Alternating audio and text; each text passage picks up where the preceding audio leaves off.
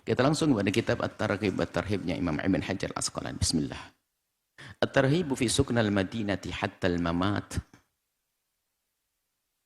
wa du'a ilaha wa tarhibu fi ziyarati al-qabr an-nabawi wa ma ja'a fi fadliha wa fadli Uhud wa wadil aqiq.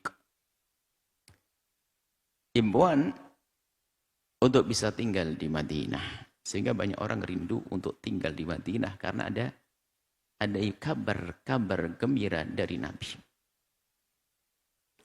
Sehingga dengan keadaan susah payah pun tetap milih tinggal di Madinah, itu banyak.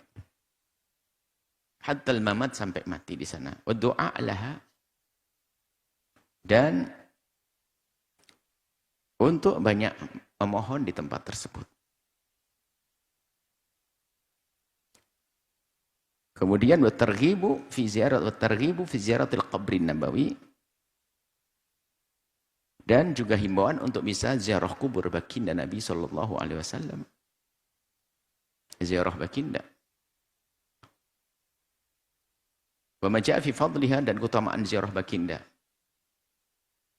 Wa fadli Uhud, keutamaan Uhud. Ini dikatakan Jabal Nahibbuhu yuhibbuna, yang Nabi mencintai gunung tersebut dan gunung mencintai Nabi. Wadil Aqiq, ada Wadi Aqiq, sebuah lembah di antara menuju dari Mekah menuju Madinah, di situ, dekat situ. Wadil Aqiq, kita baca satu-satu. An Abi Hurairah, dari Abi Hurairah radhiyallahu taala anhu, anna Rasulullah sallallahu alaihi wasallam qala, bersabda, la yasbiru ala la'wa'il madinati wa shiddatiha. Tidak ada orang yang sabar dengan susahnya di Madinah dan pahitnya cara hidup di Madinah waktu itu. Sekarang udah enak semuanya. Zaman itu mungkin gambaran sebelah kekurangan ada. Bahkan Nabi Madinah sebelum kedatangan Nabi, Yathrib itu adalah tempat banyak petaka, banyak penyakit, banyak ini dan sebagainya. Setelah kedatangan Nabi, Allah bersihkan secara lahir dan batin.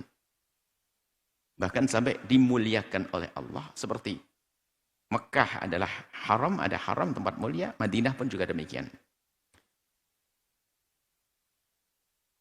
Tidak ada seorang yang sabar akan pahitnya hidup di Madinah, ahadun min ummati, dari umatku, illa kuntu lahu syafi'an, kecuali aku akan memberikan syafaat, pertolongan kepada umatku tersebut yaumal qiyamah, di hari kiamat. Oh syahidan, akan menjadi saksi.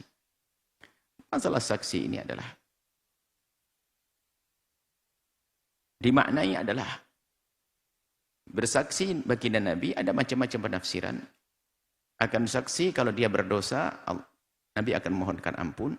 Ada saksi bahwasanya Nabi akan menjadi saksi kalau ini telah sabar di Madinah sehingga mendapatkan pertolongan dari Allah. Kurang begitu makna saksi. Rawahu Muslim wa Tirmidzi. Artinya di sini begitu indahnya di sana, di Madinah. Tapi semuanya dikembalikan kepada niat seseorang datang ke sana.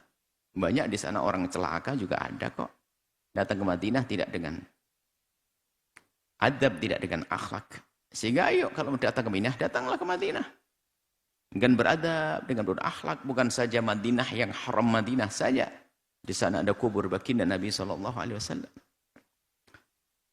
Biarpun dengan cara yang berbeda-beda. Tentunya tidak semuanya bisa seperti Imam Malik. Tidak bisa seperti Imam Malik. Yang bagaimana beliau tidak berani menggunakan sandal di tempat tersebut karena ada kuburnya Nabi. Itu kan kekuatan masing-masing. Dan Anda pun mungkin tidak seperti itu. Sebab Anda akan kepanasan kaki Anda nanti di tehel-tehel yang dihampar sepanjang itu. Yang jelas hati Anda harus sadar bahwasanya Anda harus sadar bahwasanya Anda dengan baginda saat ini dekat dengan Rasul di haram Madinah. Hormati tempat tersebut.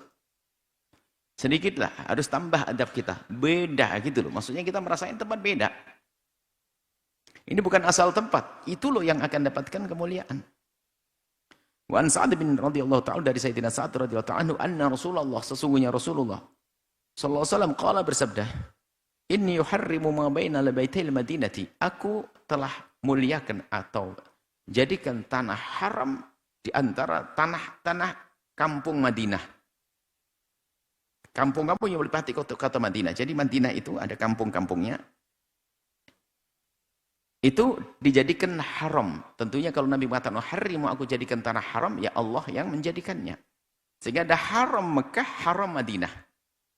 Haram yang dilakukan di Mekah, haram dilakukan di Madinah.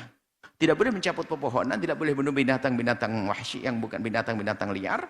Sama, di Madinah juga begitu. Bedanya, kalau di Mekah nanti ada sanksinya, kalau di Madinah di Madinah tidak ada sanksi dunia, tapi dosa.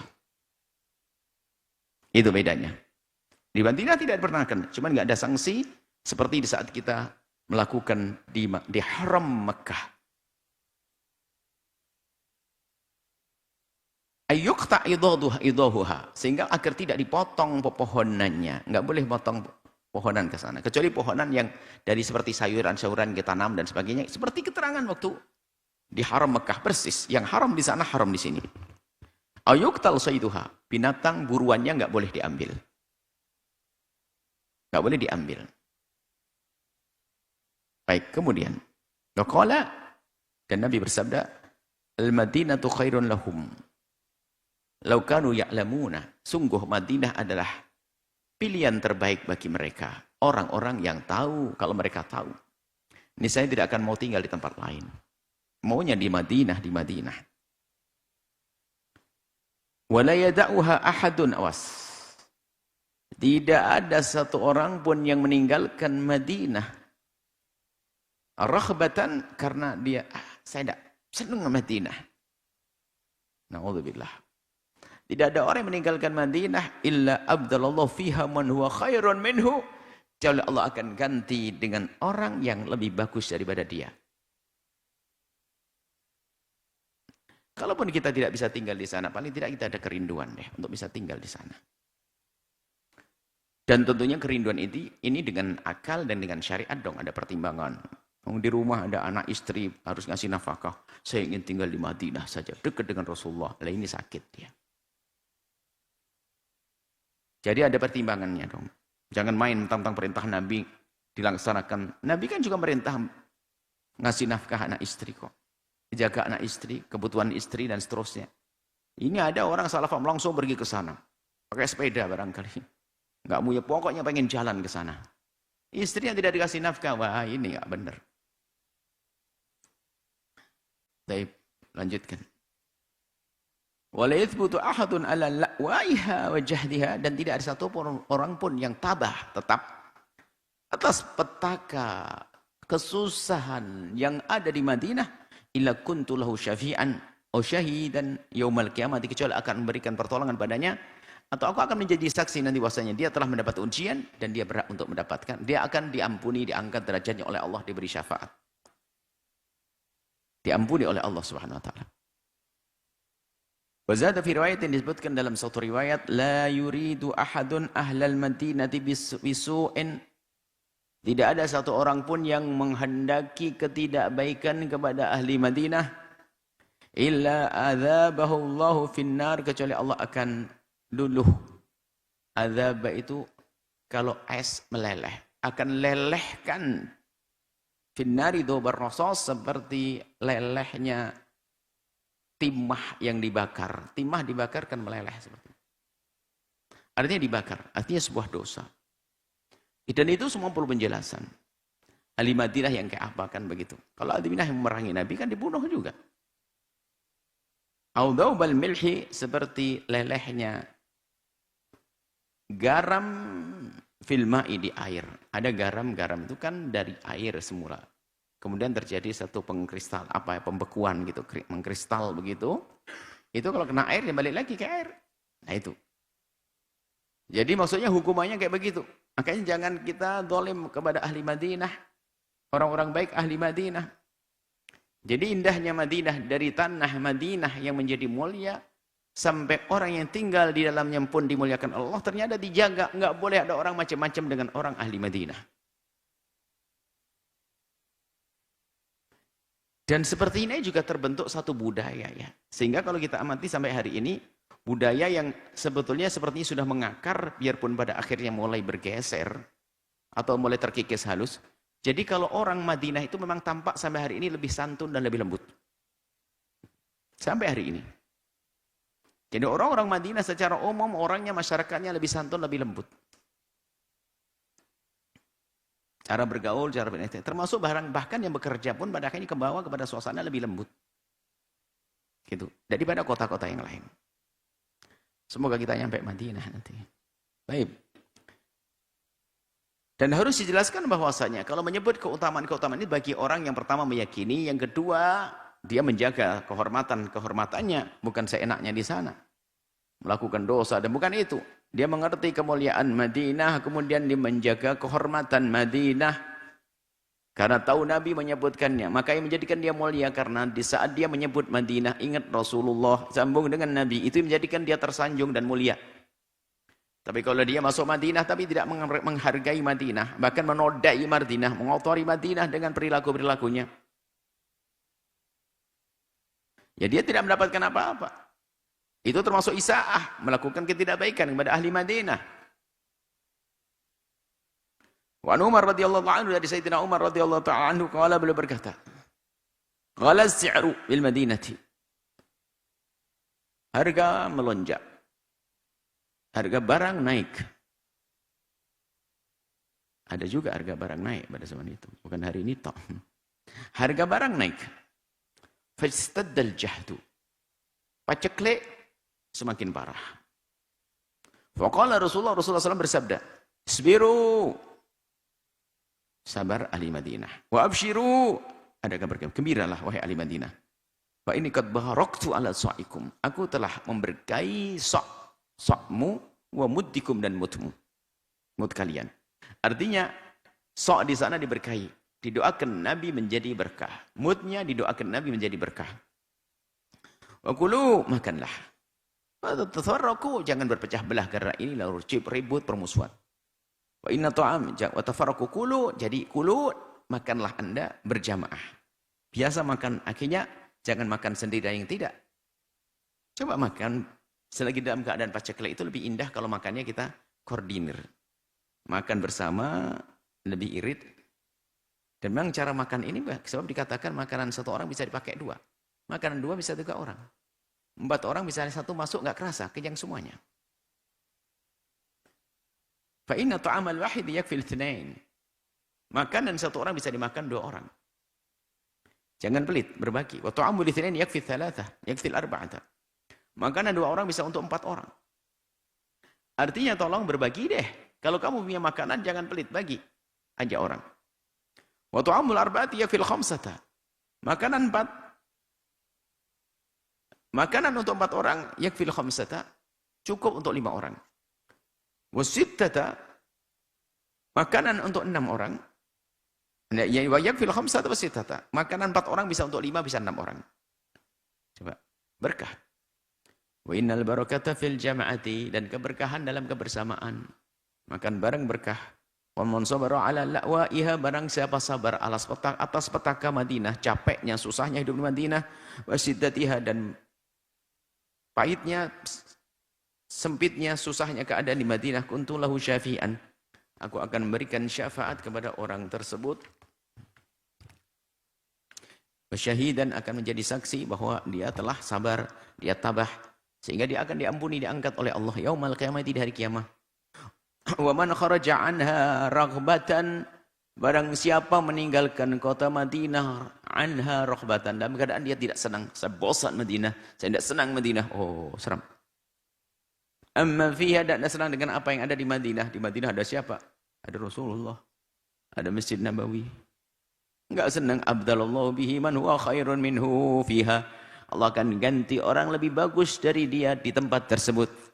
Wa man aradaha bisu'in, barang siapa menghendaki Madinah dengan ketidakbaikan, adzabahullahu, maka Allah akan lelehkan dia, hancurkan.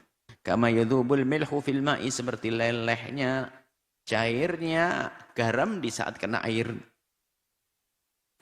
Rawal Bazzar bisa anatin jaidin.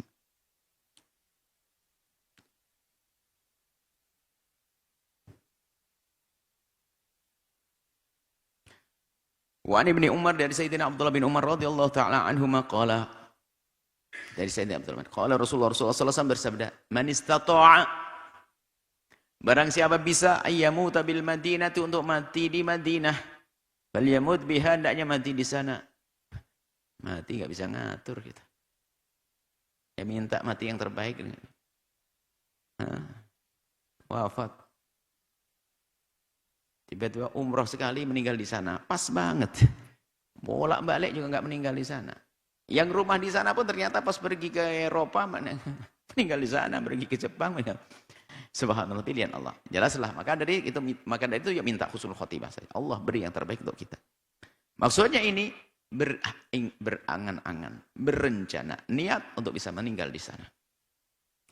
Nah, untuk meninggal di sana biasanya ada hubungannya dengan sebelumnya tinggal di sana. Tapi tinggal di sana pun ada rambu-rambu, ada aturannya. Jangan asal saja, ada kewajiban-kewajiban.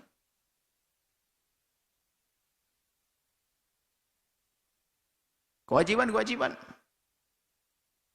Imam Syafi'i lebih pintar dari kita. Tinggal di Mesir kok. Karena untuk kewajiban dakwah dan menyebarkan ilmu. Jangan sok. Tinggal di Madinah. Saya pengen di Madinah.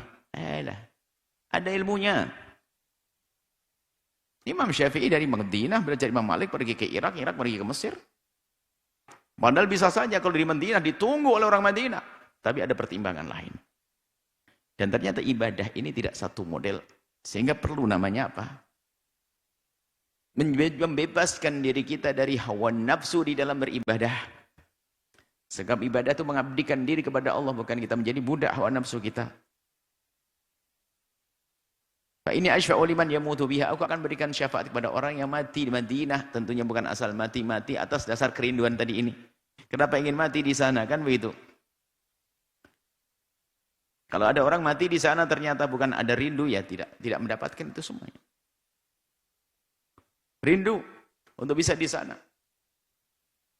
Ibnu Majah. Walau itu dan diriwayat Ibnu Majah meriwayatkan dengan lafaz yang sedikit berbeda. Man istata'a minkum, barang siapa bisa di antara kalian ayyamuta bil Madinati, untuk meninggal di kota Madinah. Wa qala, Nabi mengatakan asyhadu, akan aku menjadi saksi badalan asyfa'.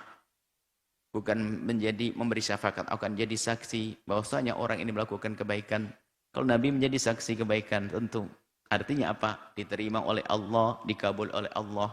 Gambarnya begini, kalau kita memberi sesuatu, misalnya Anda ingin menyebutkan bahwa seorang, saya sudah melakukan sesuatu. Orang mungkin bisa langsung percaya kepada Anda. Atau mungkin kalau kurang percaya, ada satu orang memberitahu.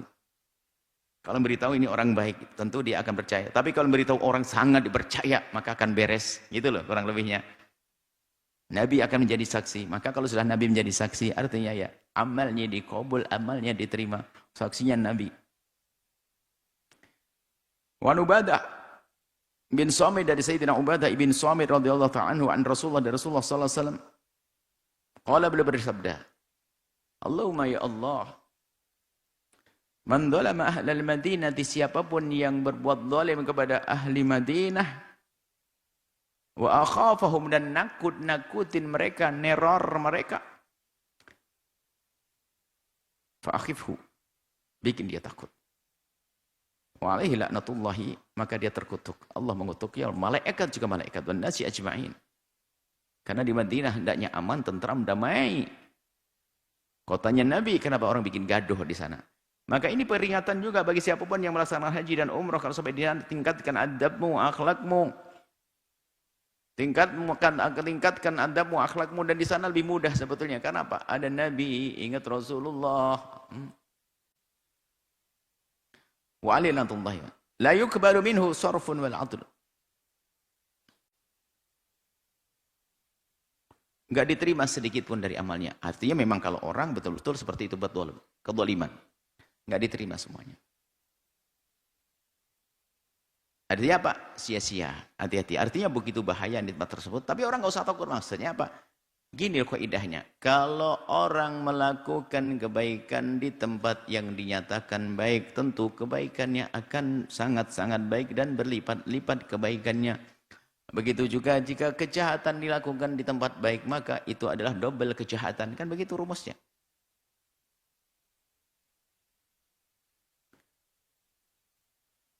Wa akhrajahu Nasa'i min hadits Sa'ib bin Khallad bin Nahwi wa Tabrani aidan bi riwayatin. Ada lagi man aqafa al Madinati, Barang siapa menakut-nakuti orang ahli Madinah,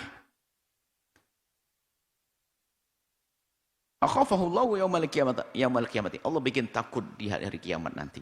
Ketakutan di hari kiamat. Kalau ketakutan hari ini kita bisa bergandeng, bisa minta tolong kepada manusia.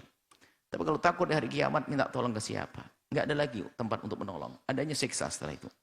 Wa ghadiba alaihi, dan Allah murka kepadanya. Wa akhrajahu, dan telah mengeluarkan hadis ini fil khabir, hadis Abdullah bin Amr bin Lafti. Ada tambahan hadisnya, man adha ahlal madinati adahullahu. Barang siapa menyakiti orang ahli Madinah, maka Allah akan hukum dia. Wal baqi nahwu hadis Ubadah, selebihnya seperti hadis Sayyidina Ubadah. Ini adalah tentang Madinah, dan masih banyak hadis tentang Madinah.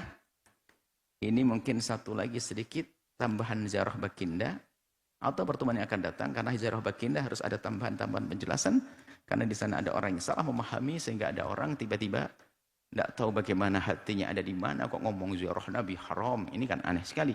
Maka kita jelaskan insya Allah pada pertemuan yang akan datang. Allahu a'lam bissawab.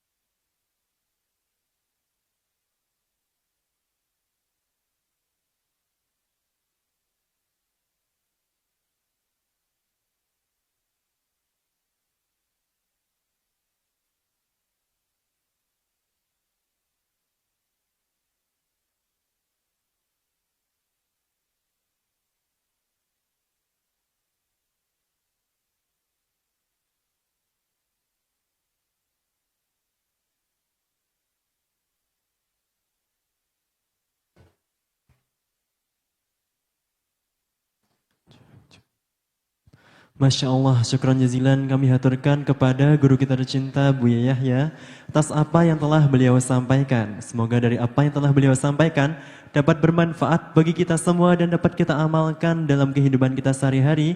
Amin, amin, ya rabbal alamin. Baiklah hadirin pemirsa Al-Bahjah TV dan mendengar setia Radio Network manapun Anda berada.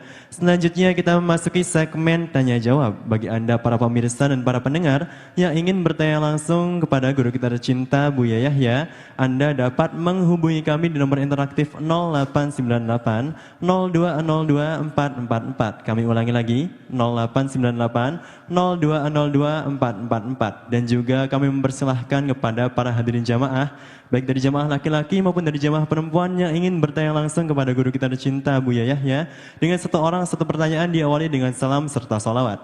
Namun sebelum itu izinkan kami membacakan pertanyaan yang datangnya langsung dari media sosial. Untuk pertanyaan yang pertama, Assalamualaikum warahmatullahi wabarakatuh Buya. Assalamualaikum warahmatullahi wabarakatuh. Buya izin bertanya, saya seorang mu'alaf yang baru beberapa bulan memeluk Islam. Dan saat ini saya baru bisa membaca surat Al-Fatihah saja. Saya ingin bertanya, apakah sholat saya sudah sah dalam keadaan seperti ini Buya? Dan bagaimana sebaiknya saya menjalankan sholat sambil terus belajar membaca dan memperbaiki bacaan Al-Quran saya? Terima kasih. Wassalamualaikum warahmatullahi wabarakatuh. Waalaikumsalam warahmatullahi wabarakatuh.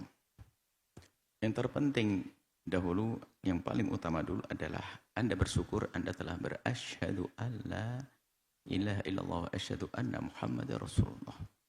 Selebihnya menyusul nanti.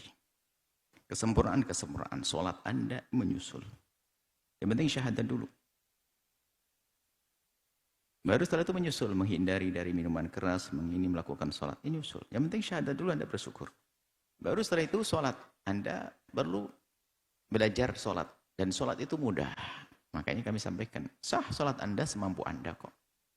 Yang kalau ada orang yang tidak bisa sholat, itu yang salah gurunya. Anda sholat bisa berdiri. Enggak, kalau bisa berdiri, wajib berdiri. Kalau nggak bisa berdiri, boleh duduk. Sholat wajib ya. Nggak bisa duduk, boleh baring. Nggak bisa baring, boleh telentang, dan seterusnya. Adapun bacaan dalam sholat, mungkin para mu'alaf, tidak usah ragu. Yang wajib dibaca dalam sholat kan tidak banyak. Dalam mazhab Syafi'i adalah, para ulama menyebutkan cuma 5. Anda mengucapkan Allahu Akbar, masa Allahu Akbar? Pasti bisa. Allahu Akbar. 5. Allahu Akbar paling ujung. Yang terakhir, Assalamualaikum. Ini pasti bisa. 2 ini. Tinggal 3 doa ini kita pikirkan. 3 pun yang 1 sebelum akhir ada. Jadi biar gampang menghafal, Allahu Akbar yang pertama, ujungnya Assalamualaikum. Sebelum Assalamualaikum, Allahumma sholli ala Sayyidina Muhammad. Berarti 3 itu pasti bisa. Tinggal 2, Al-Fatihah sama Tasyahud. Fatihah itu baca Bismillah, Alhamdulillah sampai akhir. Itu pun kalau Anda bisa, hai mu'alaf yang baik hati. Kalau baca surat Al-Fatihah, kalau Anda mampu. Kalau belum bisa, ya bisanya Anda apa?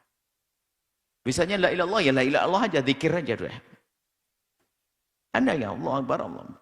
Zikir, Bismillah. Semampu Anda. Atau Bismillah Anda ulang-ulang, karena misalnya Bismillahirrahmanirrahim. Bismillah Anda ulang-ulang sampai 7 kali, seperti 7 ayat. Kurang lebihnya seperti itu. Ulama memudahkan. Hafalnya Bismillah, Bismillah dok. Jangan gara-gara itu nggak sholat. Bismillah aja. Besok Bismillahirrahmanirrahim. Alhamdulillah. Oke. Berarti diulang 3 kali itu. 4 kali deh sudah kayak Fatihah. Allahu Akbar. Bismillahirrahmanirrahim. Bismillahirrahmanirrahim. Bismillahirrahmanirrahim. Sampai 7 kali lah. Ini berarti hari pertama baru masuk Islam kayaknya gitu.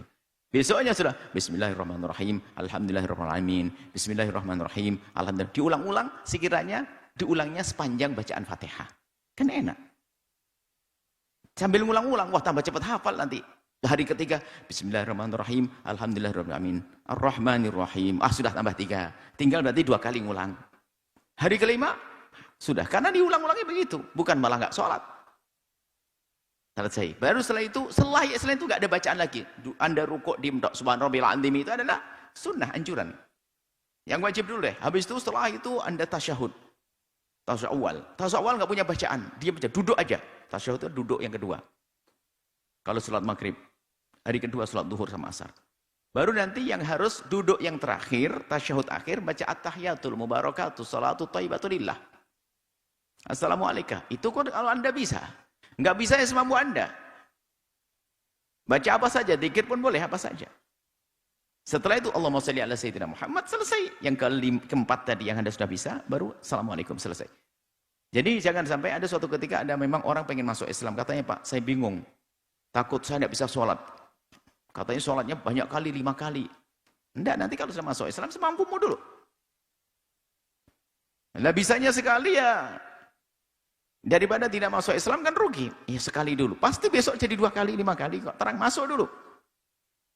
Jadi Islam masuk syahadat dulu. Ada suatu ketika ada orang, saya pengen masuk Islam, tapi saya tidak bisa meninggalkan minuman keras. Nah, karena ustadznya nggak pinter, malah bilang, haram minuman keras. Akhirnya dia tidak mau masuk Islam. Bukan begitu, Islam masuk Islam. Masuk Islam dulu, baru nanti belajar bagaimana meninggalkan minuman keras. Islam itu indah. Dan belajarnya pun perlahan indah. Itu saja, sholat Anda sah, tinggal Anda terus meningkatkan kualitas belajar Anda. Wallahu a'lam bishawab. Masya Allah, syukran Buya atas jawabannya. Baik, untuk pertanyaan selanjutnya. Assalamualaikum warahmatullahi wabarakatuh, Buya. Waalaikumsalam warahmatullahi wabarakatuh. Buya izin bertanya, akhir-akhir ini di publik kembali dihebohkan oleh keputusan Kongres Ulama Perempuan Indonesia atau KUPI 2 di Jepara tahun 2022 yang menyatakan bahwa khitan perempuan hukumnya haram, serta memperbolehkan aborsi bagi korban pemerkosaan dalam usia kandungan berapapun, dengan alasan kesehatan fisik dan psikis perempuan. Keputusan tersebut dipersoalkan karena dianggap bertentangan dengan pandangan Jumhur Ulama, Fatwa MUI, dan kajian Bahthul Masail. Terlebih istilah yang dipakai KUPI tampaknya merujuk pada praktik mutilasi genital perempuan atau FGM yang berbeda dengan khitan perempuan dalam Islam, yang hanya sebatas menghilangkan kulit tipis pada bagian depan klitoris untuk menjaga kebersihan. Sementara terkait aborsi, syariat telah memberi batasan ketat dan tidak membolehkan penghilangan janin tanpa darurat yang pasti atau doror muhaqqaq. Kami memohon penjelasan Buya agar masyarakat tidak terjebak narasi yang rancu antara pandangan medis dan fikih, serta memahami bagaimana hukum yang benar dalam Islam terkait dua isu ini. Terima kasih. Wassalamualaikum warahmatullahi wabarakatuh. Salam. Anda yang bertanya sudah tahu, bahkan bisa lebih tahu daripada yang banyak cerita hari ini sepertinya. Yang bertanya sudah tahu. Sebetulnya hukum itu sederhana. Kalau ingin mencetuskan hukum, mengambil hukum, tentu tujuannya adalah kemaslahatan. Bukan ingin saya tampil beda dalam sebuah hukum, bukan. Bukan ingin begini, tidak, kemaslahatan. Dan kita ini mungkin nasib kita di akhir-akhir ini tuh, kita tidak pernah dapat bagian menemukan masalah yang nggak ada jawabnya. Karena para ulama itu pintar banget, semua sudah dihabiskan oleh mereka. Kita punya permasalahan baru kita mencari, sudah ada di buku mereka. Ulama dulu luar biasa. Tidak tahu nasib buruk kita atau nasib baik kita, tidak ada permasalahan kecuali ternyata sudah diisyaratkan oleh para ulama. Tinggal kita ini pandai-pandai dalam membaca. Nggak perlulah kita pusing-pusing, mudah sekali. Urusan apa tadi? Yang pertama urusan apa? Aborsi. Aborsi, kan ada aborsi. Semoga Allah menjaga kita dari segala kezaliman. Segala umur kandungan hanya karena diperkosa. Dan maaf. Kalau kita kembali kepada pemahaman fikih, kalau kandungan sudah ditiupkan roh 4 bulan, ini disepakati. Disepakati, awas, jangan main-main urusan kandungan. Sudah ada rohnya, ini termasuk membunuh. Baru ada diperkenankan adalah apa? Jika pertimbangan lain, misalnya janin musyawwah atau karena bayinya itu punya masalah yang jika lahir nanti dia akan repot, itu pun yang mengatakan dokter, bukan ustadz kiai, nggak laku di situ. Atau ibunya, ini kan sederhana pemahaman, nggak usah susah. Ibunya itu akan bahaya karena kandungan ini akan mati, menjaga yang hidup, maka boleh menjaga yang hidup. Ibunya kan sudah pasti hidup, kalau janinnya belum tentu. Maka janin bisa ditiadakan. Kalau menjaga kehidupan seorang ibu, membahayakan ibu dengan bahaya yang pasti dan jelas menurut ahlinya. Lagi-lagi yang menentukan bukan ustadz. Ustadz nggak berguna di sini. Dokter ahlinya di bidangnya. Kan sederhana. Termasuk kalau tadi dikatakan karena diperkosa dan sebagainya. Ini perlu melibatkan banyak orang. Penyidik dan seterusnya, benarkah diperkosa atau tidak? Sebab seorang perempuan yang mengatakan diperkosa ternyata tidak suka sama suka hanya karena takut saja bahwa orang tuanya bilang diperkosa, orangnya pergi. Ayo. Kan perlu dicek kembali, betul kan diperkosa? Baik, kalau intinya, kalau ternyata betul, wah dia secara mental nanti dia terganggu. Yang ngomong bukan ustadz lagi-lagi. Pakarnya, ahlinya, betulkah mentalnya terganggu dengan kandungan ini? Dipastikan, kan ada. Dicek dulu. Sederhana kan sebetulnya. Yang penting kita jangan sok, saya tidak ingin, bukan saya bisa menyelesaikan semua. Enggak, saya melibatkan psikolog. Perlu psikiater dan sebagainya. Anggap saja oke, menurut pakarnya, mentalnya sangat terganggu dengan kandungannya dan bisa saja menjadikan dia, mohon maaf, bunuh diri dan sebagainya. Solusinya apa? Kita kan punya pandangan luas, tidak serta-merta digugurkan. Bisa jadi solusi mentalnya dibenahi. Libatkan banyak orang yang menggugurkan. Kan tidak harus digugurkan. Ayo. Kenapa harus selalu gugurkan yang dibicarakan? Mas banyak cara. Yang perlu dibetulkan mentalnya dulu. Belum tentu pengguguran menyelesaikan permasalahan. Jadi syariat ulama dulu mengatakan begitu, tinggal kita berpikir bagaimana yang lebih tepat untuk umat ini. Langsung katakan, wah ini karena takut mental, gugurin saja. Belum lagi nih, bentuk perkosa atau tidak. Katanya seorang mengatakan katanya diperkosa dan sebagainya. Rupanya hanya gara-gara dia takut cemar, sudah terlanjur hamil di luar nikah misalnya. Memang ada laki-laki nakal, jahat, memberi obat, minuman dan sebagainya. Iya ada, betul. Tapi ada juga perempuan yang ketebelnya gitu hanya karena terlanjur hamil mengatakan dia diperkosa dan sebagainya, saya nggak tahu di mana.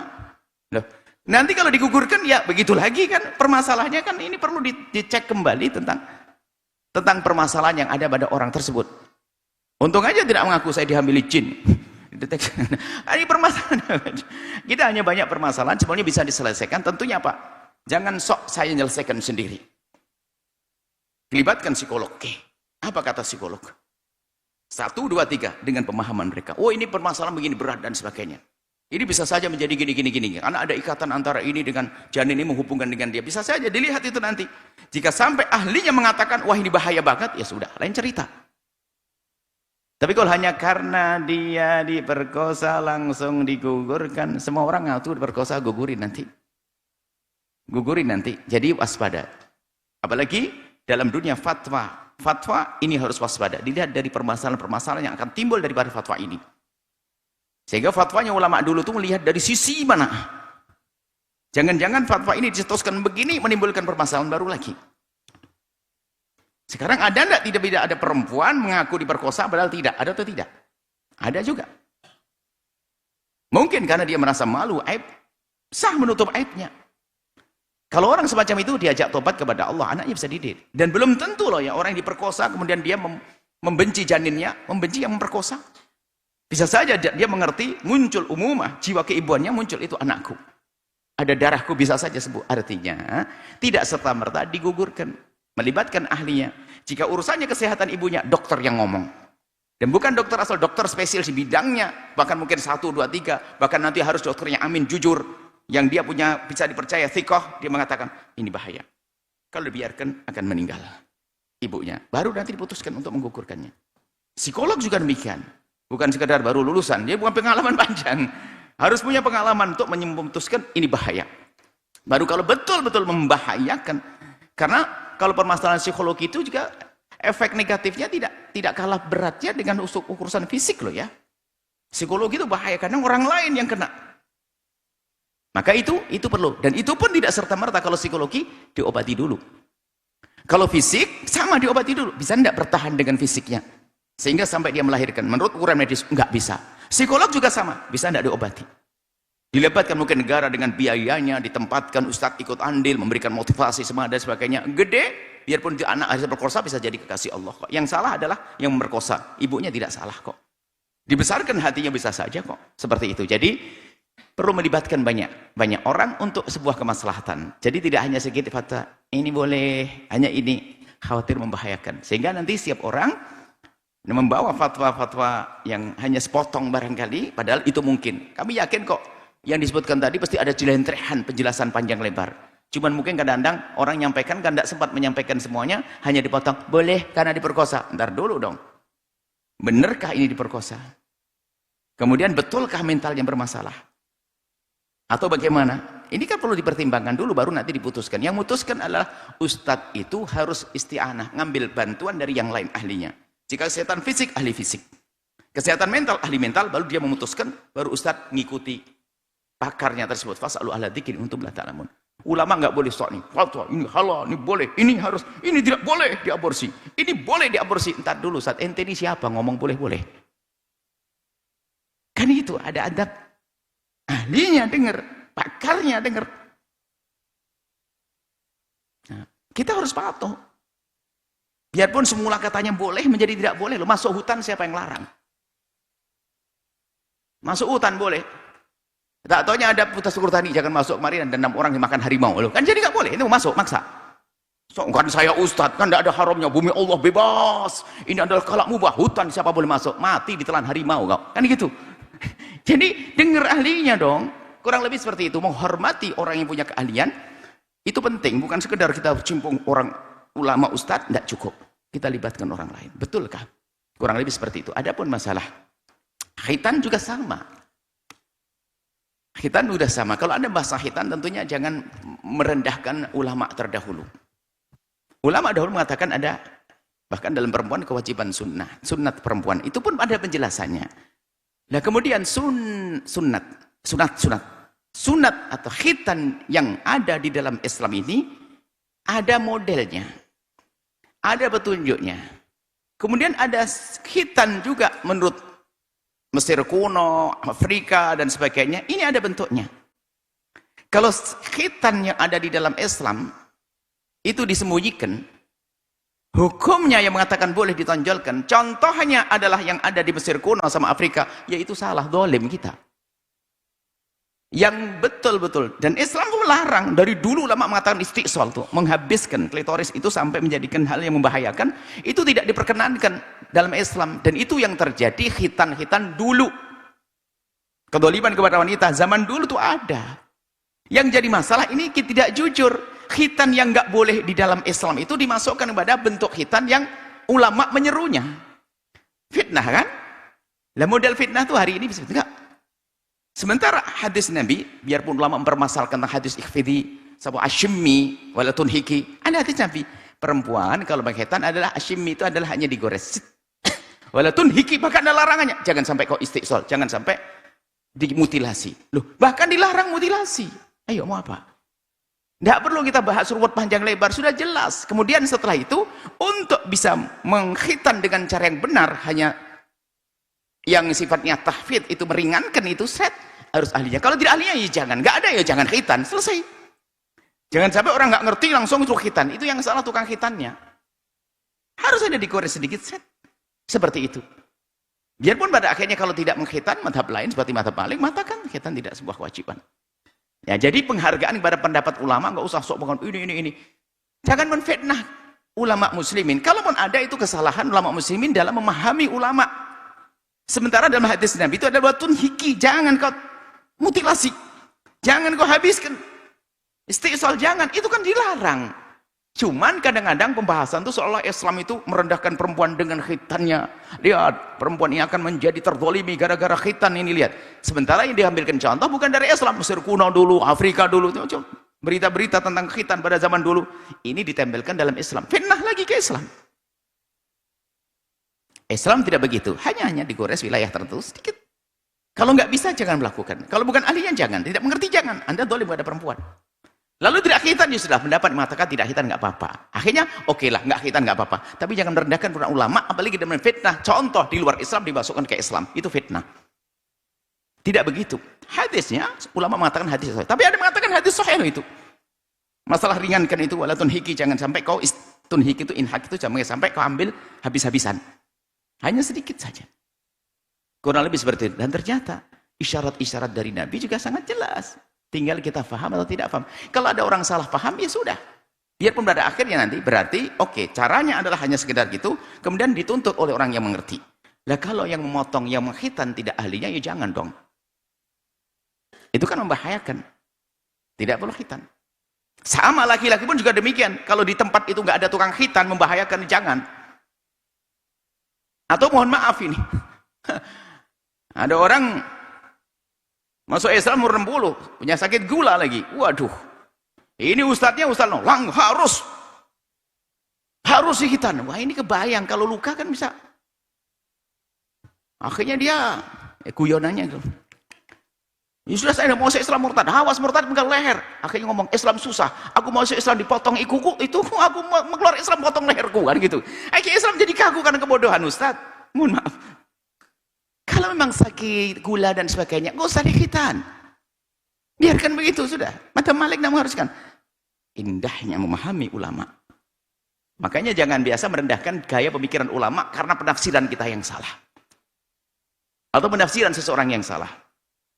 Dan kami waktu membaca pemikiran ulama dari awal kita husnudzon, mereka lebih dari saya dalam segalanya. Belajarnya, khusyuknya, ibadahnya, takwanya. Oh, enggak ada apa-apa. Enggak usah lagi ngomong hum rijal wa nahnu rijal. Mereka laki-laki, saya juga laki-laki. Beda. Ente laki-laki tidak laki-laki. Mereka orang hebat. Makanya pemikiran mereka sudah dahsyat. Maksud kami adalah urusan pemahaman. Pemahaman ini, oke lah, Anda punya kritik kepada sebuah pemikiran, tapi Anda harus tahu diri siapa Anda. Ternyata waktu mengkritik tentang khitan dalam Islam dolim dan sebagainya, nggak ada yang kena kritiknya. Kenapa? Islam tidak mengajarkan khitan seperti itu. Yang ada adalah itu contoh di luar Islam dimasukkan dalam Islam. Ini kan fitnah, nggak begitu. Jadi kata hatimu, tunhiki itu inhak itu apa sih? Menghabiskan, dilarang oleh Nabi. Dan sementara contoh yang dihadirkan adalah itu. Maksud kami adalah, oke, jika ternyata nanti Anda sudah mengerti pendapat ulama, ada yang mengatakan khitan wajib, ada yang mengatakan ada makromah, kemuliaan seperti dalam mazhab Imam Malik, baik laki atau perempuan. Anda pun bisa mengatakan hari ini tidak ikut. Ternyata itu dalil merama mazhab juga. Ulama kita mengatakan tidak wajib, perempuan tidak wajib dikhitan. Kalaupun harus dikhitan, harus tahu yang lainnya bahwasanya yang mengerjakan harus mengerti tentang cara khitan. Yang benar, jangan sampai salah. Sampai mohon maaf kita membaca sejarah di negeri di Afrika atau di mana wallahualam, kita perlu pembuktian lagi. Itu sampai betul-betul didedel-dedel, sampai dibuat, sampai mohon maaf sampai dijahit lagi agar dimodel lagi, pokoknya macam-macam untuk tujuan-tujuan yang aneh-aneh. Menjadi sebuah tradisi. Kalau udah tradisi orang tidak beriman kan macam-macam, orang meninggal dipotong jemarinya kan ada. Orang ini rambutnya digunduk macam-macam. Tapi Islam tidak mengajari kezaliman. Ingat, maksud kami ada. Anda para ulama Asatid, kalau ingin memikirkan tentang fatwa, berangkat dari husnudzon dengan apa yang pada ulama dulu. Ternyata indah dahsyat. Kalau ada pemikiran dari luar Islam, itu hati-hati. Kalau mendiskreditkan Islam, ini umumnya adalah fitnah. Kayak urusan khitan ini fitnah. Fitnah bagaimana? Kan ulama ini yang mengatakan begini-begini. Nah, ini kesalahpahaman ulama, jangan dikembalikan kepada Nabi. Nabi mengatakan, walau tunhiki kok kurang apa jelasnya? Biasanya yang tidak mau langsung katakan hadis do'if. Kayak hadis do'if itu sudah. Anggap saja do'if. Kalau do'if, ternyata ulama juga mengatakan yang nggak boleh istiqsal. Istiqsal mengambil sampai habis. Sampai kadang melakukan operasi-operasi segala macam. Sehingga itu membahayakan di masa yang akan datang. Termasuk urusan dengan suaminya dan lain sebagainya. So, kami apa? Dari dua permasalahan tersebut, indah. Ngurusi pemasaran umat ternyata paling indah adalah kembali kepada ulama-ulama yang sudah memikirkan. Nggak usahlah saya bikin hal aneh-aneh biar saya viral hari ini, besok hari enggak. Kemaslahatan umat. Ternyata ulama sudah menyelesaikan semuanya. Tinggal kadang-kadang cara baca kita. Dan juga di atas mimbar ini kami sering menyampaikan jawaban. Nggak ada yang dari otak saya. Saya baru mikir, buka selembar sudah ketemu jawabannya dari ulama. Aduh, nggak dikasih kita ini kesempatan untuk berpikir sebentar pun. Ada. Cuman kadang-kadang yang bagaimana sempit ya pandang kita. Kurang baca barangkali, kurang wawasan barangkali, dan seterusnya. Ulama hebat. Islam adalah indah. Maka jangan sampai ada upaya-upaya merendahkan Islam. Kenapa kami agak tegas begini? Karena di sana ada seruan. Dulu kan ada seorang istrinya presiden mana Amerika tuh yang menyerukan ini. Lah kalau Anda mengatakan khitan itu tidak boleh, tidak harus fatwa seorang istri presiden itu. Islam itu memang melarang yang diomongkan dia. Jangan seolah hebatan dia daripada Islam. Ini kan jadi salah. Islam juga melarang jenis khitan yang dilarang oleh siapa waktu itu istri presiden. Susah menghafal gitu ya. Oke ya, kurang lebih seperti itu. Padahal di dalam Islam sudah ada penjelasan yang sangat jelas, yang sangat rapi dan indah. Kemudian di sisi lain, kita tidak kepada Islam, kepada yang lain pun kita tidak boleh kok prasangka buruk, kemudian menfitnah. Kita tidak boleh menfitnah orang Nasrani, kita tidak boleh menfitnah orang Yahudi, kita tidak boleh menfitnah siapapun, nggak boleh kita menfitnah. Apalagi menfitnah pemikiran para ulama. Atau mohon maaf, gara-gara kesalahpahaman kita menjadi orang-orang di luar menfitnah Islam. Maka ayo kita pelan-pelan dalam mencetuskan hukum, kita telaah lebih luas, jangan gampang kita ikut-ikutan omongan dari luar Islam, lalu mendiskreditkan Islam, sementara di Islam pun tidak seperti itu. Jadi intinya khitan, Perempuan adalah, kalau Anda tidak mau mengkhitan perempuan, itu adalah ulama. Seperti dalam mazhab Maliki dan lainnya. Adapun bagi mengkhitan perempuan tentunya adalah walatun hiki. Ajaran Nabi, khitan adalah ada anjuran. Karena itu adalah petunjuk dari Nabi. Jika hadis itu dianggap benar, itu hanya walatun hiki. Hanya sekedar koresan sedikit. Tidak sampai ini. Terus apa tujuannya? Tujuannya patuh pada Nabi. Jangan banyak tanya tentang itu. Bukan istiqsal, bukan mutilasi tadi, bukan. Jelas ya dari ini. Jadi apa yang dinisbatkan kepada Islam hari ini kesalahan pemahaman. Sehingga menjadikan Islam itu menjadi tercoreng oleh sebagian orang yang salah dalam memahami teks-teks atau petuah-petuah ulama terdahulu. Semoga Allah memberikan kepada kita pemahaman yang benar. Wallahu a'lam bishawab. Masya Allah, syukran Buya atas jawabannya. Baik, untuk selanjutnya kami mempersilahkan kepada para hadirin jamaah yang ingin bertanya langsung kepada guru kita tercinta Buya Yahya dengan satu orang satu pertanyaan diawali dengan salam serta salawat. Kami mulai dari jamaah laki-laki terlebih dahulu, kami persilahkan.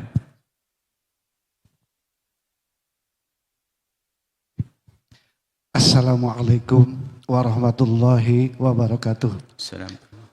Yang terhormat guru kita tercinta Buya Yahya, semoga Allah memanjangkan umurnya dalam keadaan sehat serta dimudahkan segala urusan dunia akhiratnya. Allahumma shalli ala Sayyidina Muhammad. Yang ingin saya tanyakan, saya pernah membaca hadis yang diantaranya isinya itu Rasulullah Shallallahu Alaihi Wasallam bersabda, semoga Allah merahmati seseorang yang mengerjakan sholat sunnah 4 rakaat sebelum asar.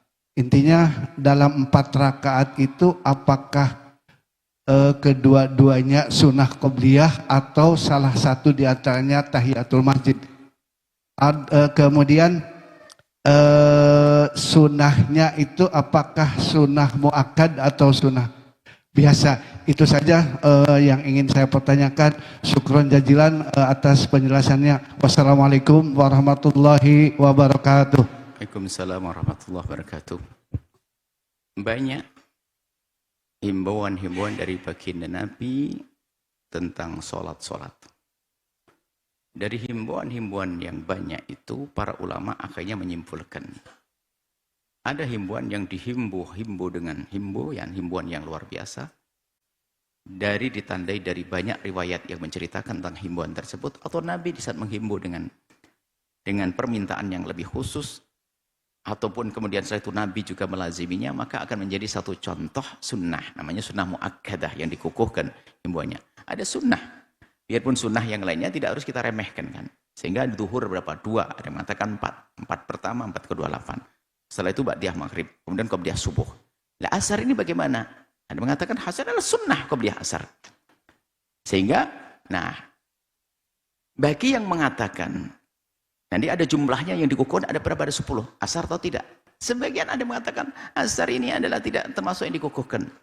Loh, biarpun tidak dikukuhkan kan sunnah, ada dapat kasih sayang dari Allah, kan begitu. Jadi mana ulama mengatakan ini dikukuhkan dan tidak ini, tentunya bukan karena Nabi mengatakan ini dikukuhkan, enggak.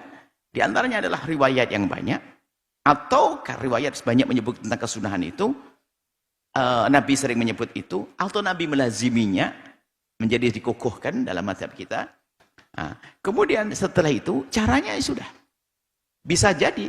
Selagi kami anggap pendapat yang paling ringan yang mengatakan itu bukan sunnah yang dikukuhkan, maka untuk mendapatkan kesunahan, kasih sayang Allah seperti riwayat yang Anda sampaikan, bisa apa saja sholat sunnah, yang penting terjadi sebelum asar. Bisa sholat tahiyatul masjid di situ, kemudian Anda tambah lagi 2 rakaat qabliyal asar, atau sholat wudhu, karena tidak ditentukan. Tapi Anda harus paham bahwa di sholat asar ada sholat sunnah qobliyah, maka lebih indah jadikan itu qobliyah saja. Biar sholatnya double. Sholat tahiyatul masjid sendiri, Masya Allah. Hebat kan? Habis itu sholat 2 rakaat sebelum asar. Nah, jadi dalam kita mengamalkan hadis-hadis Nabi, ini adalah sebagian ulama lebih senang jika itu digabung-gabungkan. Supaya nggak gampang kita itu sedih. Ya Allah, saya mau tahiyatul masjid, tapi ada hadis 4 rakaat. Tapi kalau tahiyatul masjid, rakaatnya berat. Tapi kalau saya ngambil 4 rakaat nanti tidak tahiyatul masjid. Padahal Anda bisa langsung tahiyatul masjid, mendapatkan rakaat-rakaat itu. Bahkan qobliyah duhur atau qobliyah subuh. Qobliyah subuh. Anda bisa melakukan qobliyah subuh dengan bersamaan Anda mendapatkan tahiyatul masjid. Itu boleh loh ya. Enak kan? Jadi kalau Anda subuh, Anda belum tahiyatul masjid, atau habis wudu, Anda habis wudu. Habis itu langsung, aduh, sholat wudu kan penting. Pahala ini kerjaan Sayyidina Bilal itu, masuk surga lebih dulu nih. Saya pengen sholat ini, tahiyatul wudu, sholat wudu. Tahiyatul masjid juga begitu. Tapi ini qobliyah subuh belum. Anda boleh sholat qobliyah subuh, langsung 2 rakaat tok. Pahala wudu sudah mendapatkan, pahala tahiyatul masjid sudah mendapatkan. Seperti itu. Lakukan 4 rakaat, oke, dapat semuanya. Apalagi bersamaan dengan Anda masuk masjid, Anda sebut tahiyatul masjidnya. Cuman kalau sholat sunnah qobliyah atau sholat sunnah fardu, nggak boleh sholat tahiyatul masjidnya dimasukkan. Misalnya Pak, aku niat sholat qobliyah subuh dengan tahiyatul masjid, nggak sah. Anda diem tok sholat 2 rakaat subuh, qobliyah subuh, nanti tahiyatul masjid yang ngikut pahalanya. Sholat wudhu yang ngikut. Sama asar lagi, makanya lebih utama, lebih indah adalah Anda jadikan itu sholat qobliyah asar 2. Kalau kebetulan Anda pas masuk masjid, Anda dapat qobliyah asar plus tahiyatul masjid. Kalau Anda habis wudhu, Anda mendapatkan sholat wudhu. Seperti itu. Wallahu a'lam bishawab. Masya Allah, syukran Buya atas jawabannya. Baik, untuk selanjutnya kami mempersilahkan kepada para hadirin jamaah perempuan yang ingin bertanya langsung kepada guru kita tercinta Buya Yahya. Dengan 1 orang 1 pertanyaan, dia awali dengan salam serta salawat. Kami persilahkan.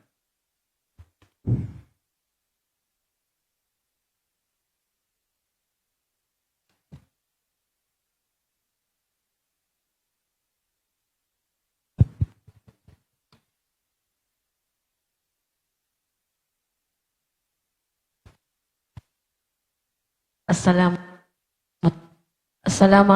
warahmatullahi wabarakatuh. Assalamualaikum. Baik, ya, ganti.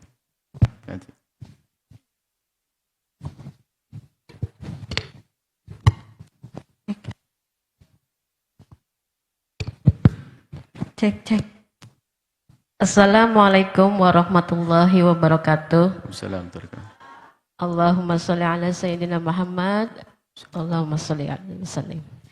Assalamualaikum Buya. Assalamualaikum. Mohon maaf, saya sebelumnya mau bertanya. Kebetulan saya waktu itu berangkat haji melalui tempat saya bekerja. Dan yang ingin saya tanyakan itu, apakah beribadah saya ini sah atau tidak? Karena kebetulan saya bekerja waktu itu di Dubai, Bu ya. Nah, dan semua prosesnya saya melalui KBRI. Kebetulan semuanya sudah saya lakukan semua menurut proses yang travel anjurkan gitu, Bu ya. Dan apakah itu sah atau tidak, Bu ya? Terima kasih. Assalamualaikum warahmatullahi wabarakatuh. Waalaikumsalam warahmatullahi wabarakatuh. Sah. Asalkan sah dan dianggap sebagai haji yang menggugurkan kewajiban Anda. Jika Anda laksanakan, Anda sudah akil balik. Anda sudah dewasa, langsung sah. Hanya nanti masalah kesempurnaan itu diperhatikan. Masalah sah itu sederhana. Cuman dalam urusan haji kan tidak hanya sah. Agar dikabul oleh Allah, diterima oleh Allah. Ya kan? Masalah sah itu mudah. Yang perlu diperhatikan adalah, ini benar tidak saya pergi saya? Melanggar Allah atau tidak? Mohon maaf, na'udzubillah. Na'udzubillah misalnya. Laki perempuan bukan suami istri. Berduaan naik mobil, pergi umrah, pergi haji. Hajinya saya sah, tapi maksiat dia. Na'udzubillah, duitnya hasil rebutan waris. Hajinya tetap sah, tapi dosanya rebutan waris. Nah, saya tidak tahu di Dubai Anda dapat izin dari bos atau tidak, kan itu perlu. Kalau Anda lari dari bos, ya haram gaji Anda. Tapi kalau Anda bos yang izinkan, terhormat perjalanan Anda dan sebagainya, sah. Dan gugur kewajiban Anda, selesai. Insyaallah hajinya diterima oleh Allah Subhanahu wa taala. Allah alam bisawab. Masya Allah, syukran Buya atas jawabannya. Baik, untuk selanjutnya kami akan membacakan kembali pertanyaan yang datangnya langsung dari media sosial. Untuk pertanyaannya, Assalamualaikum warahmatullahi wabarakatuh Buya. Assalamualaikum warahmatullahi wabarakatuh. Buya, saya ingin bertanya, bagaimana dengan seseorang yang sebelumnya banyak berbuat dosa, namun di akhir hayatnya Allah berikan karunia husnul khatimah? Apakah dosa-dosa yang telah ia lakukan selama hidupnya itu masih akan ditimbang di padang mahsyar? Ataukah Allah langsung mengampuninya karena ia wafat dalam keadaan husnul khatimah? Mohon penjelasannya Buya, agar kami semakin paham tentang luasnya ampunan dan kasih sayang Allah. Wassalamualaikum warahmatullahi wabarakatuh. Assalamualaikum. Husnul khatimah atau su'ul khatimah itu tidak ada yang tahu. Yang tahu hanya Allah. Kita tidak tahu, tidak bisa melihat orang itu husnul khatimah atau su'ul khatimah. Dan tanda-tanda pun untuk melihat husnul khatimah, bukan tanda-tanda untuk melihat orang su'ul khatimah. Hati-hati, Anda jangan salah. Tanda-tanda husnul khatimah meninggal dalam keadaan banyak kebaikan mungkin. Ini wafat dalam keadaan sujud di mihrab waktu sholat, dalam keadaan mau mengantar ibundanya, dalam mau ziarah. Dan itu adalah husnul dzan kalau dia adalah husnul khatimah. Tapi Anda tanda-tanda su'ul khatimah, Anda tidak boleh mengatakan memastikan dia su'ul khatimah. Hati-hati, Anda tidak tahu kok. Makanya ini sangat pribadi, nggak boleh kita sok tahu, ya kasihan astagfirullahaladzim, matinya su'ul khatimah. Dari mana Anda tahu su'ul khatimah? Dia baru mabuk lalu mati. Belum tentu. Bisa jadi detik-detik kematiannya dia menyesal, menangis sampai dia seperti itu lalu dicabut nyawanya oleh Allah. Kita tidak tahu saat itu loh ya. Sehingga selagi orang mati dalam keadaan muslim, sudahlah. Semoga Allah ampuni. Dan setiap hari didoakan oleh manusia sejagat. Semoga terhapus dosanya. Selesai.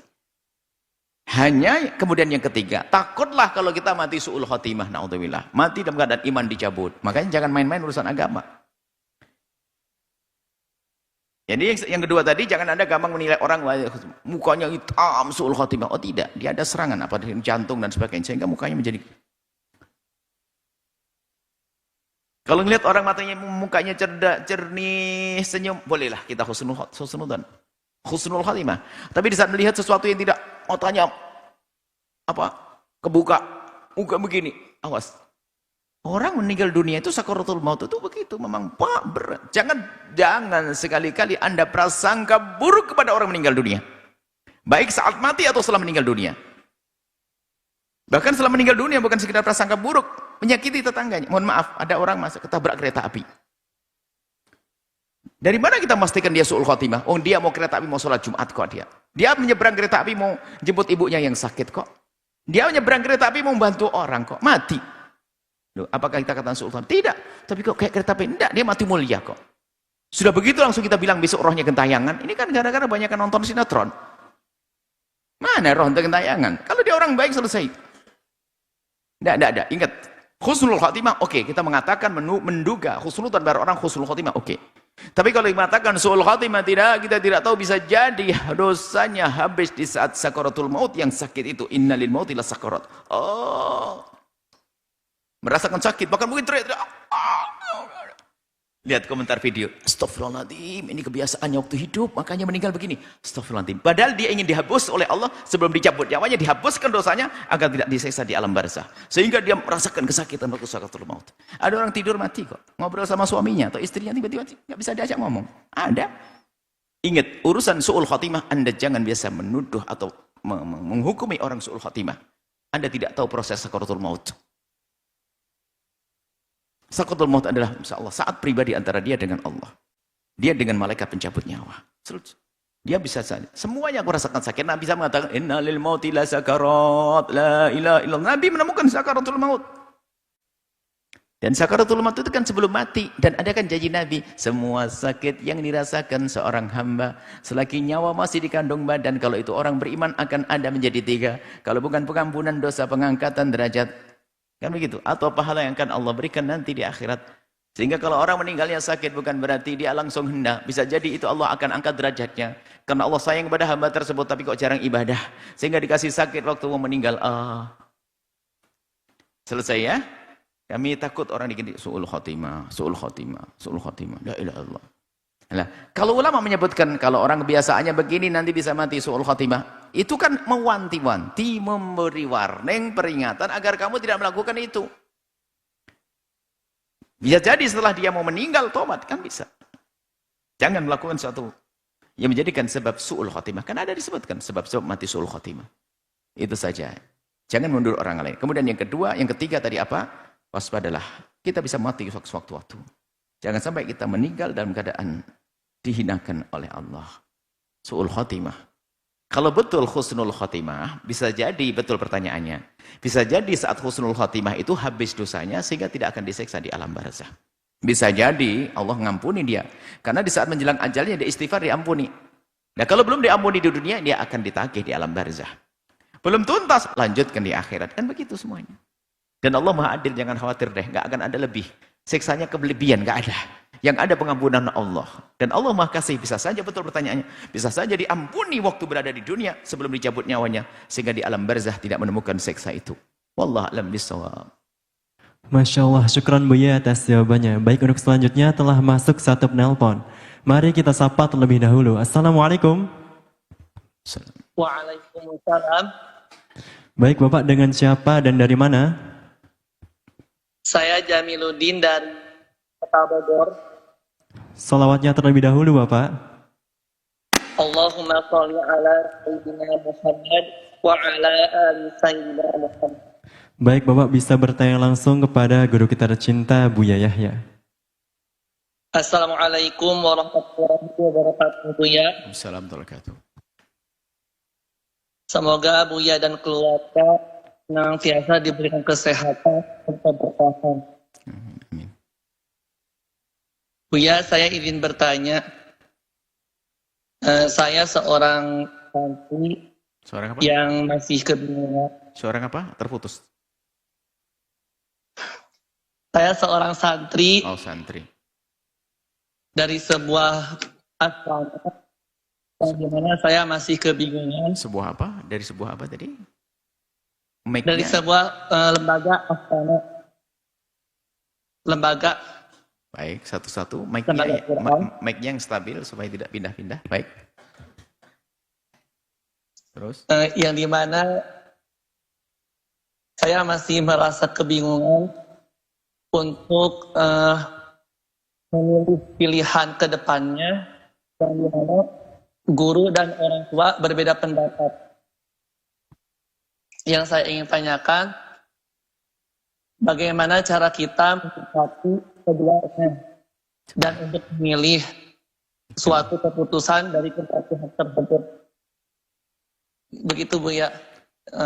Terima kasih atas Baik. jawabannya. Masya Allah, mohon maaf suaranya terputus. Assalamualaikum warahmatullahi wabarakatuh. Suaranya terputus-putus. Tapi kami menangkap ada perbedaan antara guru Anda dengan orang tua Anda. Jika ada perbedaan semacam ini, ada perbedaan yang masih bisa disatukan. Ada perbedaan yang memang sudah sangat bertentangan. Nah ini, kalau bisa disatukan, ya disatukan. Kalau bisa disatukan, disatukan. Misalnya ya, ayah Anda menginginkan Anda kuliah. Sementara Anda pengen mondok. Kiai Anda mengatakan kamu tetap mondok. Saya bisa disimpulkan, akhirnya apa? Yusrahlah, kamu mondok dan kuliah. Kurang lebih seperti itu. Kan bisa dapat dua-duanya. Jadi yang penting sekarang pertama adalah bertemunya antara ayah dengan orang dan guru dalam diskusi yang baik. Demi kemaslahatan Anda. Ini penting sekali. Biasanya ini yang perlu membuka dulu adalah seorang guru memanggil sang ayah untuk diskusi tentang anaknya. Dan memang semua guru akan selalu mengajari anaknya patuh kepada orang tua. Kalau ada anak bilang kepada kami, Bu ya, saya oleh orang tua saya suruh begini, berbeda dengan saya tidak akan memaksa dengan perbedaan saya. Dengan saya, lalu melanggar orang tuanya yang tidak. kita sampaikan patuhi orang tuamu. Cuman kadang-kadang orang tuanya pendapatnya tidak benar. Atau paling tidak kurang tepat. Dan saya sebagai seorang guru misalnya, tidak boleh membiarkan, tapi saya tidak boleh melarang anak, tapi saya manggil orang tuanya, saya aja diskusi, kenapa kok anakmu harus kau pindah ke sana? Kan boleh begitu. Sebab namanya orang tua, kadang mohon maaf, kadang ada yang tidak punya pengalaman dalam urusan pendidikan. Hanya mendengar katanya di sana baik, lalu pergi ke sana. Hanya katanya itu baik, lalu ke situ. Bukan dengan pengalaman. Sementara seorang guru Anda dengan pengalaman. Biarpun pada sungguhnya kami ingin mengatakan, patuhi gurumu, tapi Anda punya orang tua. Dan guru akan selalu berkata, patuhi orang tuamu. Dan saya sebagai orang tua akan berkata pada anak saya, patuhi guru saya. Kalau seandainya hidupnya seorang santri itu begini kan enak. Gurunya selalu ngomong kepada anaknya, patuhi orang tuamu. Sang orang tua selalu berkata kepada anaknya, patuhi gurumu. Mana mungkin ada perselisihan pendapat. Sekarang ada egois. Orang tuanya sudah nitipkan anak kepada gurunya, dia masih wah. Dengan ketidakmengertiannya sok tahu. Ini kan bikin repot juga oleh para guru, kerepotan dengan orang tua yang sok tahu. Mohon maaf ini sekarang kami sampaikan. Orang tua sok tahu nggak ada banyak pahala. Dalam urusan lain, urusan kesehatan, urusan dan sebagainya. Hanya gara-gara anaknya sedikit kesehatannya kurang ini, langsung marah, dibawa pulang, malah rupanya jauh dari klinik, meninggal anaknya, kan macam-macam. Termasuk dalam urusan pendapat-pendapat, maka kami himbau, kami ingin membiasakan diskusi pada seorang guru. Kemudian setelah itu disatukan pendapat itu. Kalau ternyata nanti berat semuanya, ya Anda konsultasi pada guru, ayah saya tidak menghendaki saya begini. Tapi saya menghendaki ingin dengan guru. Saya ingin dengan guru saat Anda guru saya. Dan saya juga tidak ingin berbeda dengan ibu saya atau ayah saya. Anda sampaikan ke guru, nanti guru akan mengambil keputusan. Kalau saya sebagai guru langsung saya katakan, ikuti ayahmu. Kalaupun saya ingin menarik dari ayahnya, saya akan berbicara kepada ayahnya dengan cara khusus. Nah biasanya kalau ada begitu, kita izinkan anakmu suruh komunikasi. Karena biasanya karena kurang wawasan. Intinya apa? Anda di saat berbeda dengan guru Anda berbeda dengan ayah Anda harus betul-betul tetap menampakkan penghargaan. Baru nanti ditimbang-timbang mana yang lebih maslahat. Kalau yang maslahat adalah omongan ibunda, omongan orang tua Anda bicara baik-baik dengan guru, tentunya bukan merendahkan pendapat guru lemah, tidak. Biasa sampaikan guru bahasanya ayah saya menghendaki begini-gini, saya minta izin kepada guru yang baik. Tata krama kepada guru tetap. Kalau ternyata pendapat yang baik pendapat guru, Anda pun bicara dengan ibu baik-baik, atau ibu suruh ngadep ke guru, nanti guru memahamkan. Kalau ternyata semuanya keras, kalau ada yang keras seperti ada yang salah. Kalau tidak salah gurunya atau orang tuanya. Ada gurunya salah keras kepala, nggak boleh kamu, kalau sudah jadi murid saya nggak patut. Nah itu guru nggak benar. Atau orang tua yang memang betul keras kepala. Saya kan hanya nitip untuk belajar, kenapa dia ngatur sampai gitu? Nah ini orang tua nggak benar juga. Nah kalau ketemu dengan orang tua nggak benar, dengan ustadz nggak benar, ya sudah nggak benar semuanya, repot itu. Cuman biasanya pasti ada salah satu tidak benar. Maka Anda bisa bagi tetap bahwasanya Anda tetap bagaimana dengar guru, minta pendapat guru, dan Anda harus patuh pada orang tua. Kalau terjadi pertentangan, ketahuilah bahwa gurumu pasti yakin, lebih bijak. Gurumu lebih bijak. Minta petunjuk guruku, ternyata ibundaku, ayahandaku menghendaki saya sekolah di sana. Minta doa, minta restu. Dan Anda tetap sambung hati dengan guru, biarpun Anda harus pisah dari guru Anda. Sambung dengan guru, maka sambungnya nyantrinya tidak secara jasad, dan nyantrinya secara rohani dan maknawi. Itu saja, wallahu a'lam bishawab. Masya Allah, syukron Buya atas jawabannya. Baik, untuk selanjutnya Buya bisa ditutup langsung dengan pengumuman-pengumuman dan doa keberkahan.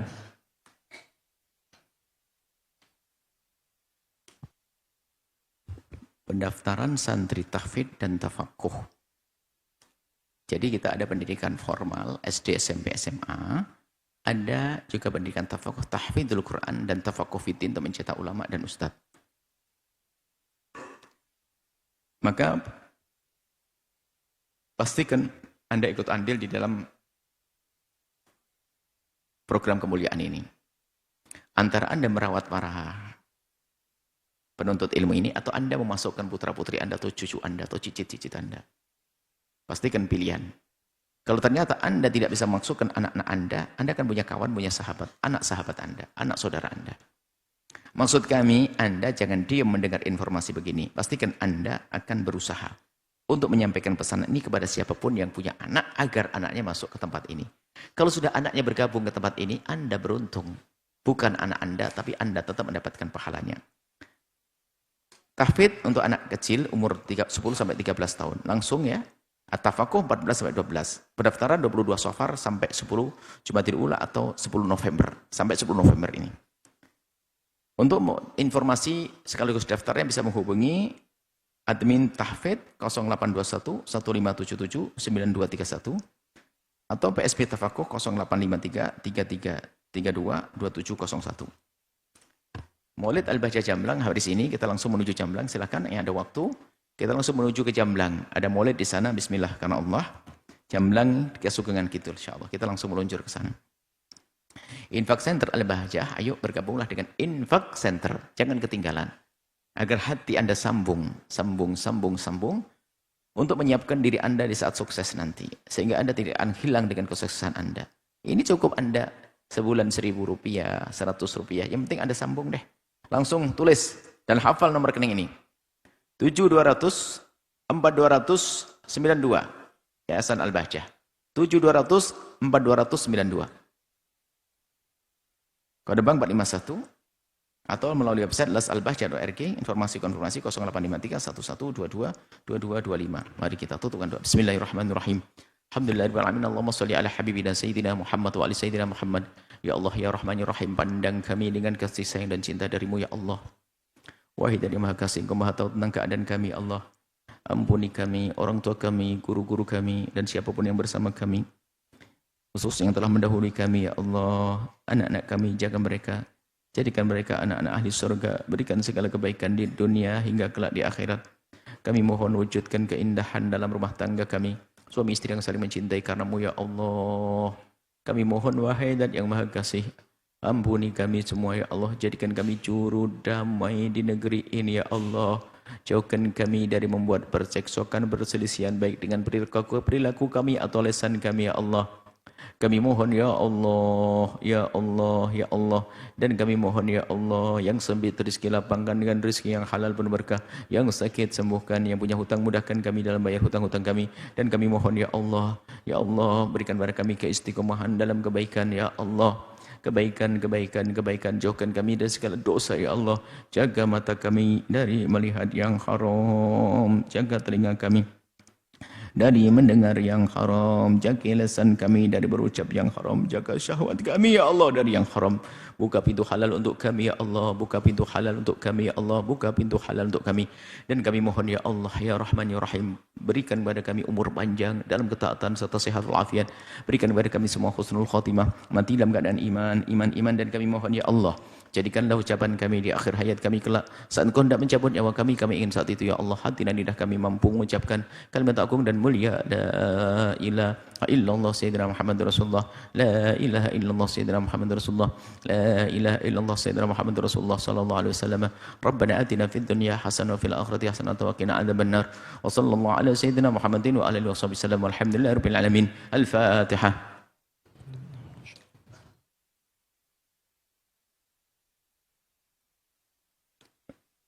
Terima kasih, mohon maaf dan mohon doa selalu. Assalamualaikum warahmatullahi wabarakatuh. Waalaikumsalam warahmatullahi wabarakatuh. Baiklah hadirin pemirsa Al-Bahjah TV dan mendengar setia Radio Network dimanapun Anda berada.